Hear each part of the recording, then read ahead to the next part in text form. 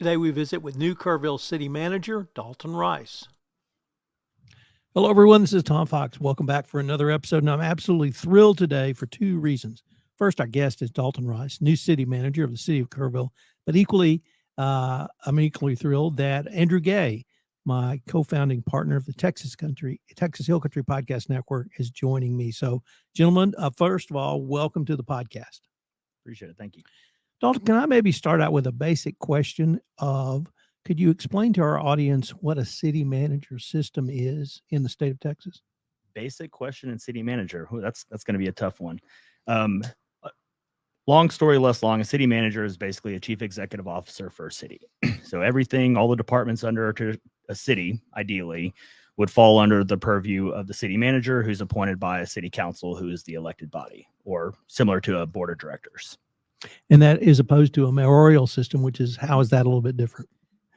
Very different. So you have mayor strong forms of government where a mayor is elected as kind of the CEO. A lot of cities are getting away from that. Houston is one, Texas City is another, but a lot of cities are really going to the city manager, or at the city manager, council manager form of government is what we call it. So could you tell us a little bit about your professional background? Yeah, my professional background kind of spans all over the place. After high school, I did some volunteer time with the local fire department in the Houston area, grew up in the Houston area, and left for the military. Did almost 14 years in the military. I was an infantryman for a little bit, and then went into special forces as a Green Beret. Was a medic with them for a while. Joined the Guard kind of shortly after I got out in 2012. Did firefighter and paramedic and kind of dove into that for about 6 years on the east side of Houston. Some pretty busy areas. Then loved it, but kind of thought that I needed a change. Worked on my degrees, both my undergrad and my grad. Jumped into the private sector, into healthcare administration, doing process and performance improvement, doing a lot of cleanup work for the private sector and public sectors. And then kind of accidentally fell into public administration. Started off as a management analyst, which is, they call it an assistant to the city manager. It's the bottom of the totem pole in the city manager's office. Did that for a couple of years and said, you know what, let's take the leap. Started applying for some city manager jobs and made it out to Morgan's Point Resort in Central Texas, about 2.5 years. And then very fortunate to come out here to be Kerrville's next city manager. This morning, I had the opportunity to interview a retired Marine Corps officer, and I'd ask him a couple of leadership lessons that he got from the Marine Corps that he's able to take into the civilian world. So let me ask you, as a Green Beret and an infantryman, are there any leadership lessons that you were able to take that you can utilize literally to this day? Absolutely. I think that's a whole podcast in and of itself. From the military side, and I love talking about the leadership component of things. And especially in the special forces side, a lot of it's diplomacy. When you look at the traditional unconventional warfare mindset that a lot of special operations goes into, we don't have the resources. So we have to go into communities, overseas, very austere environments, and we have to build relationships. So everything was about relationships. The leadership component, you got to work with your peers, and you had to learn how to not only be autonomous, but also adaptable, and, a lot of attributes that come in. Outside in the military, and I'd say probably the most challenging aspect, and something I love, a whole nother podcast, is coming out of the military, going from that very type A mentality, very driven, high performing, high energy teams, into managing everyday people.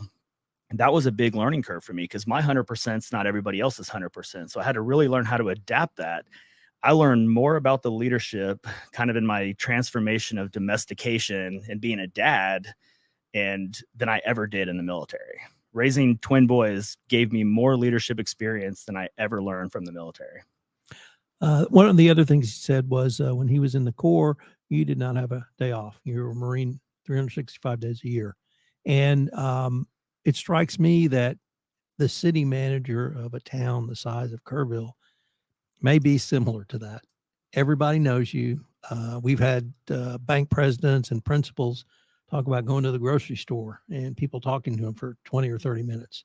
Is that part of your experience as a city manager? Everyone knows who you are?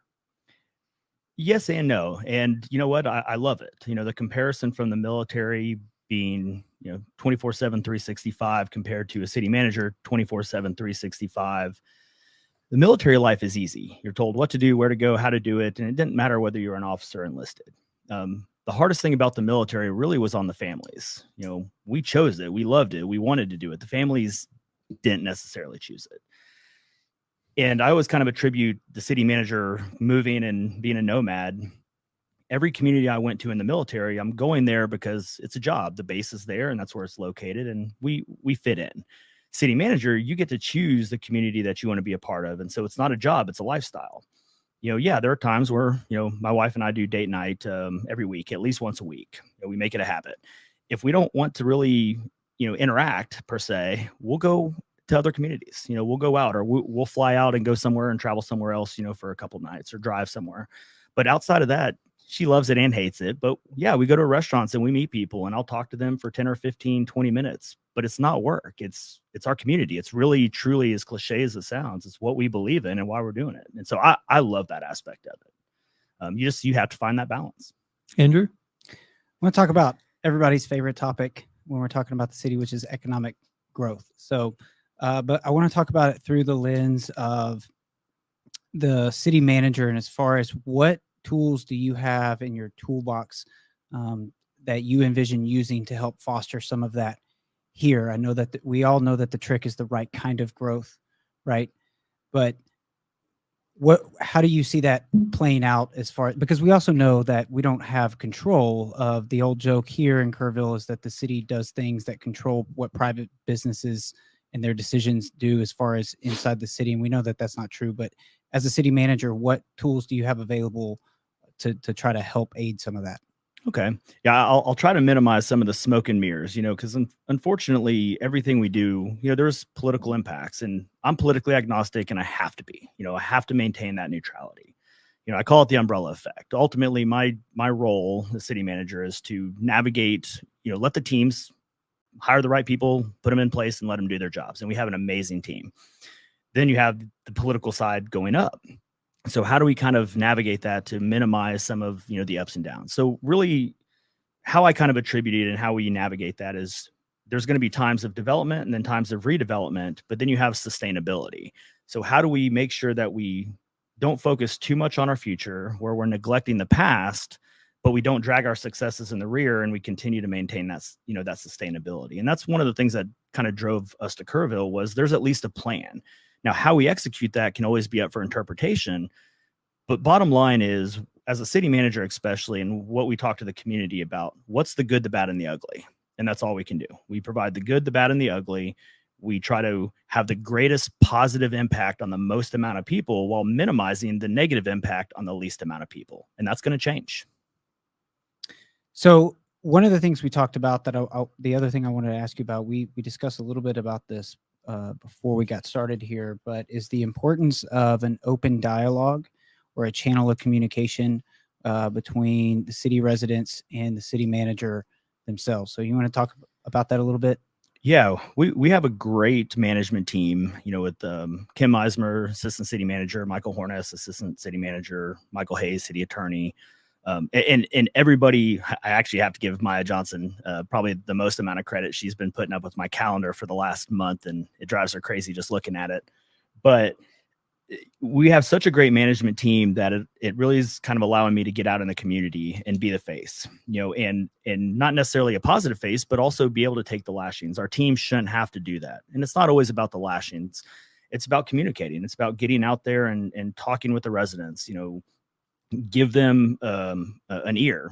Sometimes it's just about venting, but it also helps us get a pulse on some of the things that we may need to improve on. It allows me to advise our city council, in our community on, maybe things that we need to pivot or change. Our 2050 plan in 2018, a lot of the demographics and the data has shifted already. And so, how do we make sure we keep those up to date so we're giving our community the right information and the right answers? We have such a great story to tell. Everybody's doing amazing things. Now we just need to tell that story and continue to tell that story. The last thing I wanted to ask you about, Dalton, was your perspective on the uniqueness of our area in Kerrville in particular. So, I know that, we have 5 different sources of where we get our water from. We have a higher park per person ratio, I think, than some other places comparatively here in Texas. So maybe just from your perspective being here thus far, what's your take on some of that, and maybe some of those things that may stand out to you as far as what makes this area unique? That's a good question. I mean, and it's kind of, there's a bunch of different ways you can look at it. Let's pick it apart. So quality of life projects, right? Quality of life are going to be your parks, your, some of your downtown stuff. There's a lot of things that you don't really have a true monetary return, or ROI or something, but they bring something to the community, give kids a place to go to, walkability, wellness, mental health. There's a lot of things that are hard to put an actual metric or number on. Then you have the other side, the enterprise side, and it's not about making money, but we have a service, we have a product, we have to provide water. And how do we do that? We're very different than a lot of cities in that we do have 5 sources of water, and, everybody's going through the same challenges that we are. And so we have to be able to tell that story to our community, to let them know by us having these plans and by us continuing to reevaluate what these look like, we are constantly making sure that we're staying ahead of the game and not doing what some other cities are doing, where they're being reactive the entire time versus a more proactive approach. And so that's one thing I love about Kerrville, is we are taking that proactive approach. We just need to continue to tell that story. Tom? Sure. There are multiple governmental units in Kerrville and Kerr County that I assume you interact with on a regular basis. And I want to start with education. Last week, I had the privilege to guest host the lead on Leadership Week, and we spent one day with the Dr. Brent Ringo from the Kerrville ISD, Dr. Robert Templeton from Ingram ISD, and Dr. Charlie McCormick from Schreiner University. Recognizing that those are, Schreiner, of course, is private, but the other two are public bodies. Does the city have the opportunity to interact with the educators in this town? Because although development is certainly a part of our future, our children are, and educating them. Is there any, is that something you work with, or the city works with, I should say?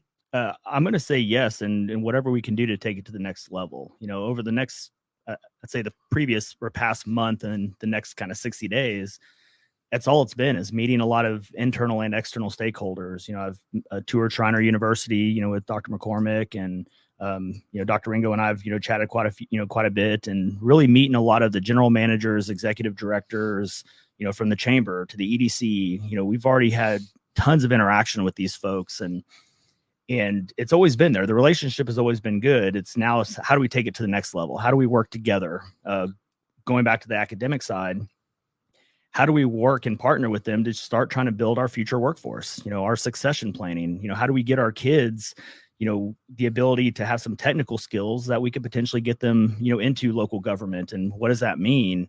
So yeah, absolutely. There's definitely room for that. And we've already kind of started that in less than a month. And I know it's been ongoing before me as well. Kerr County also has a governmental body, Commissioner's Court. Could you explain the relationship between the city of Kerrville as a governmental unit and Kerr County as a governmental unit? Yeah, every governmental entity is always going to have, ups and downs, different styles of government, how things are run, elected bodies versus appointed bodies. And no city and county relationship is ever going to be, perfect. And I've had a fortunate opportunity to meet with, the judge and all the commissioners, and, and hey, I'm not a guy of circumstance. I really don't give a crap what happened, previous time. I'm not a he said, she said guy. Hey, let's cut through it. How can we work together to start building our future? How do we work together to make sure we provide the services, to our community? And to me, that's how I look at it. You mentioned multiple stakeholders. As part of Leadership Week, we had CEOs of local businesses, and they talked about what they viewed as their civic duty as leaders of business. Do you also interact with the business community? Absolutely. And with, our Kerr Economic Development Corporation, our EIC, we have a lot of folks that are already, kind of in that realm. I sit on the Kerr Economic Development Corporation board, and even beyond that, just meeting with our local communities, going and having dinner in their facility, restaurants, or going to their establishments. In a very short time, I've been very fortunate to meet a lot of, great folks, and everybody loves their community in their own way. And so how do we take all that information and find out, what works and how can the city help accomplish our goals and their goals as well. There's a vibrant nonprofit community in this city as well. Arts, rescue animals, mental health, physical health, just any number of nonprofits. Does the city interact with the nonprofit groups? Absolutely. Anybody and everybody who I think has a heart and plays a role in Kerrville, Kerr County, and everything we do, I think the answer is yes. And if we aren't, call me, reach out to me, and let's talk and figure out how we can support each other. I mean, look at the Chalk Festival, look at Arcadia, look at all these different events. I mean, 2 weeks ago, my days are running together, but Kerrville was designated the 50th music friendly city. That's incredible. Yeah. I mean, that's unbelievable. And so I think that's a testament to everybody really working well together, and I'm filling those big shoes. We're going to continue to do that and expand it however we can. I think you've been here about 3 months. Is that right? Yeah. Got here October 2nd. Okay. So less than 3 months. Yeah. Could you give us maybe some initial impressions? Really the initial impressions I think are exactly what we're talking about. And I'm either going to hit the nail on the head or I'm going to be way off, but no, the interview process was great. The council and the team, Kerrville team, were amazing. Wife and I got to really travel here and kind of see everything, again during that time. And I got to spend about a day or two in September in transition, finding a place to live and schools. And I got to spend a couple days here and there. And that kind of, I think, solidified what I had already thought. And over the past month, it's really exceeded my expectations as far as, what's happening, where we're going, and the great things that are happening across the community. Any more? Yeah, one last one. If I'm a city resident, what would be your suggestion thus far in your take on what I could do to either get involved or help support the city's efforts as far as what's going on there? Is it go to all the city council meetings and voice my opinion? Is it hands off, leave y'all alone, let you do your thing? What would be something in the middle? What would be your suggestion? There's a lot of ways you can get involved, whether that's, volunteering for boards, coming out to events, doing anything. I think regardless of how you get involved in any community and really any situation, ask questions. Ask questions. Don't always take to the point of just let us do our stuff. No, ask questions. The world is filled with misinformation, and as much information that gets out there as quickly as it can, the biggest thing we can do is just ask questions. And sometimes the answer is hard, sometimes the answer is easy, and then sometimes the execution of that is even worse. So I'd say however you get involved, ask questions. And if you have any questions on how to do that, come up to City Hall and talk to us, send us an email and we can put you in the right place. Dalton, unfortunately, we are near the end of our time for this episode, but before we leave, if our listeners wanted any more information on the city of Kerrville, what would be the best place for them to go? You can go to the city website. We're on social medias, and those are experts way above my pay grade. But, social media, City of Kerrville website, you can come up to City Hall. If you see somebody in a City of Kerrville vehicle, ask them. If you have a question, ask the public works folks, ask, our Parks and Rec folks. They are more of the face of the community than I ever could be, and they love their community in their own way. So yeah, ask any city employee, and they're going to point you in the right direction. Well, Dalton, I wanted to thank you for taking the time to visit with us. I hope we can continue this conversation. Yeah, we really appreciate it. Thank you all for having me. This is Tom Fox again. If you've enjoyed this podcast, I hope you'll subscribe, rate, and review wherever great podcasts are listened to.